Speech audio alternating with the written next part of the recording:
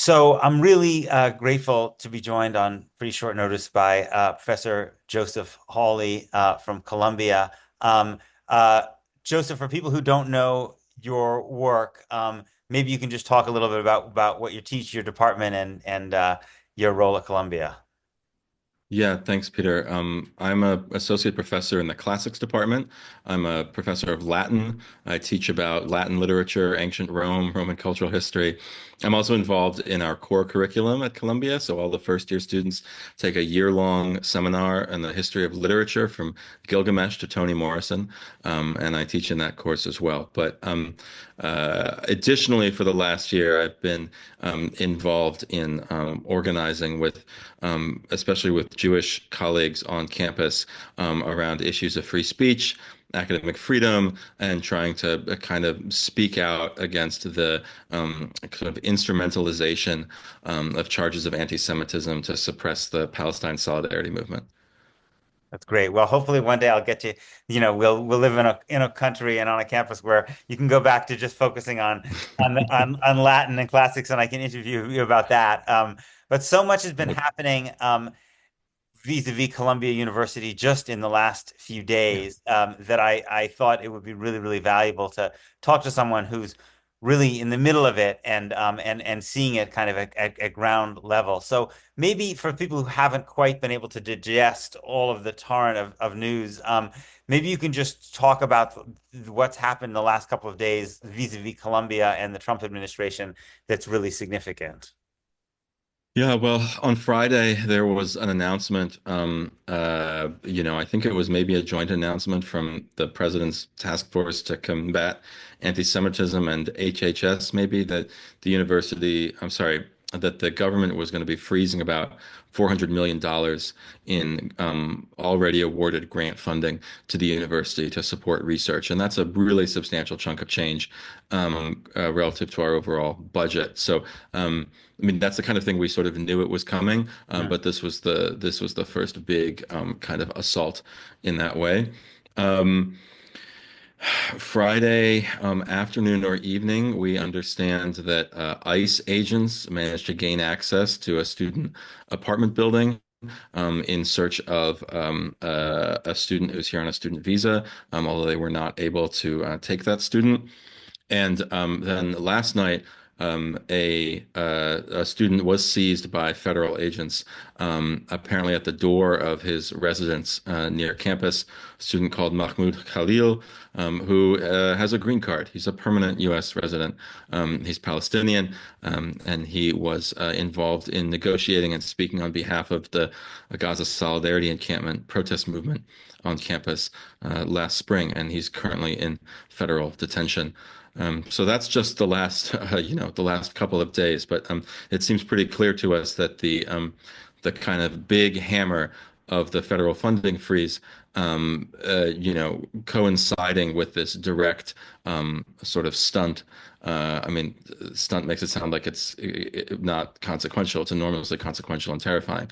But it seems pretty clear that there's an attempt here to basically demonstrate that the university is not going to be able to protect its students or stand up to ICE because we are under the gun with federal funding. So did this in this claim that they're gonna the statement they're gonna cut $400 million, did they cite any evidence about Columbia and anti-Semitism? I mean, this is the thing: is there's a claim that the university has failed to address like rampant harassment of Jewish students, and the tricky thing here is that. I mean, I think there's two things we need to say. One is that we have a really challenging climate on campus, and we have had since October 7th. We have a very politically active campus, so we've had a lot of protest activity. Um, as happens anytime. there's an escalation of Israeli military activity in occupied Palestine. There's a spike in harassment of Jews and Israelis and people who identify or seem to be identified as Jewish or Israeli. And there's a spike in harassment of Arab and Muslim and Palestinian people on campus. This is a real challenge, and a lot of us have been saying for the last year that the ADL is not here to solve these problems, and following the ADL playbook has not really made it any better. But the second thing to say is that it is simply not the case that the university has not done anything to address this. We have spun up a whole new Office of Institutional Equity. We've all had to take new trainings. And if you can look at reporting from, I think, Murtaza Hussein and Dropsite and Jake Offenhartz in the AP just last week reported on situations where students have been reported to this OIE office for what at any other time would be protected political speech. They're now being investigated and found responsible for anti-Semitism and discrimination against Jews and Israelis. So we're doing so much that we're actually like over enforcing and overcorrecting, and it does seem like we have sort of a runaway approach to this problem. So, but I think this is very important and telling about what's going on here, because of course the Trump administration doesn't actually care. Right, Of right, course, the Trump administration doesn't actually care about us confronting right, anti-Semitism. I mean, this is like the most anti-Semitic right, White House and government ever, So I think the idea that we could like spin up all of this new enforcement and that would somehow, keep them off our backs. This is not, you can't engage with good faith right, around the issue right, of anti-Semitism right. with, neo-Nazis and segregationists and great Mhm. replacement losers. Like it's not going to get anywhere. And because Yeah, they're only here to mess with the university. So, yeah. And what was the university's response to this announcement of the funding cuts? well, I was in a meeting of the university senate on Friday, like hours after this announcement. And the university president came and gave a statement, which, more or less the same statement went out to over email, later that day. And it basically said, we've, uh, we're going to do everything to try to, address the government's concerns here. And we are fully committed to combating anti-Semitism and addressing the problem. And there was, half a sentence in there about the way we're going to appeal this decision. But it certainly seems like the official message from leadership is um, not to dispute the substance of the Trump administration's claims. Right. And I mean, I suppose I imagine the logic there is that basically you don't want to poke the bear, and that you're in a very vulnerable position. You're not the federal government's much more powerful than Columbia University. So basically, if you stand on principle and you fight this and you deny it, then basically then you're going to go from 400 million to 800 million or something. Like, I mean, again, it's not an honorable position, but do you think there's some merit in this policy of appeasement? Well, it hasn't really done much for us so far. Mm, And I'm not an expert in the legal question here, but yeah.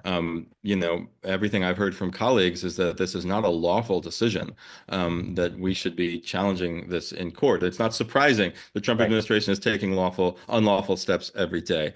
Um, I would say that we are in a very difficult situation because um, as a institution of our size and stature and dependence on federal funding, we have spent years investing in a very strong culture Mm, of compliance with normal and reasonable federal regulation. mm, And we have a very strong culture mm, on and around campus of people who know their way around the federal government and regulation mm, and everything.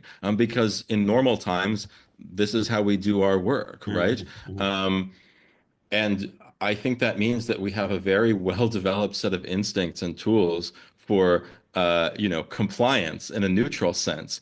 But that points us towards compliance in a kind of negative sense here, mm, right? Like, what other apparatus, what other way of dealing with this does a university of this size have? But this is where I would say that mm, if we had at any point in the last 18 months, mhm, mhm, invested effort in developing our ability mhm, to call out bad faith attacks on higher education, mhm, or bad faith attempts to instrumentalize, the pain and fear of Jewish students and Jewish mhm, community members, then we might have started developing some of this mhm, capacity. mhm, mhm. But how could we start now? We didn't practice pushing back against this when it was, Joe Biden in the White House.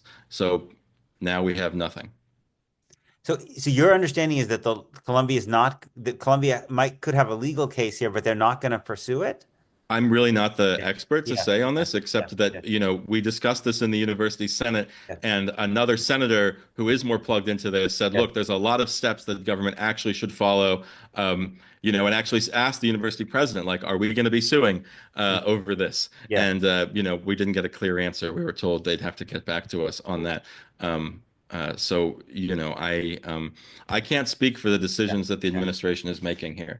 All we can do is sort of try to figure this out. But I think your basic assumption is right, Mhm. that we don't want to poke the bear. I Mhm. mean, so yeah, there's a lot more federal funding, presumably, that they could go after. Right. But at the same time, saying, well, let's not do anything. Um, uh, you know, let's Right. not do anything because we might make them mad. Well, Right. gosh, Peter, I'd hate to see what they look like when they are mad at Yes. us. Yes. You know? Yes.